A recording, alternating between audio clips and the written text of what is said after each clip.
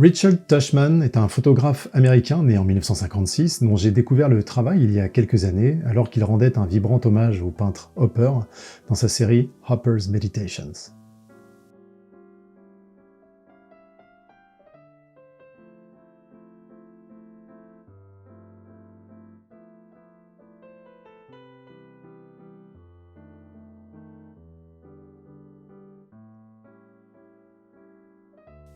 Cette série revisite certaines toiles du peintre et s'approprie surtout l'univers et l'ambiance qui a rendu son travail si typique. Les cadrages sont classiques et posés, suivant des règles de composition simples comme celle des tiers.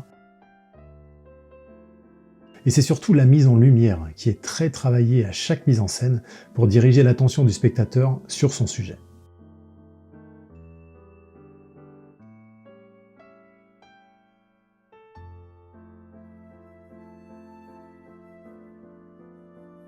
Enfin, il y a également un subtil travail des harmonies de couleurs qui s'appuie sur les contrastes des complémentaires, chose que l'on retrouve dans la peinture classique, mais surtout dans les œuvres originales d'Hopper.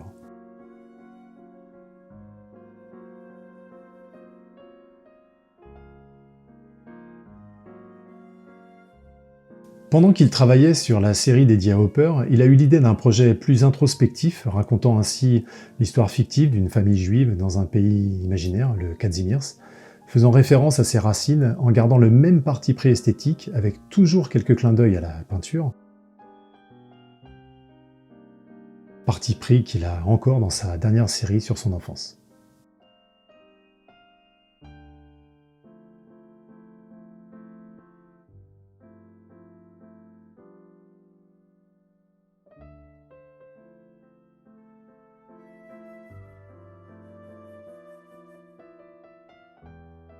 Vous aurez peut-être remarqué que sur la plupart de ces photos, il y a comme un effet étrange de mise au point et de netteté de certains éléments.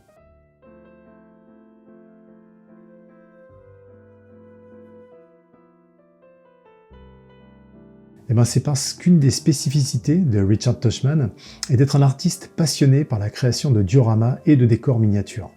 Une passion qui, associée à son travail photographique, lui permet de réaliser des maquettes très détaillées des décors de ses mises en scène, qu'il met ensuite en lumière et prend en photo, toujours dans l'optique de son composite final.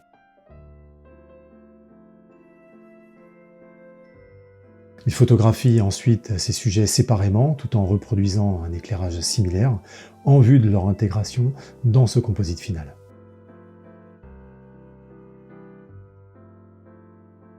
Et cela marche plutôt bien, il faut l'admettre. Il faut juste être vigilant à ce que les lieux ne soient pas squattés à l'improviste.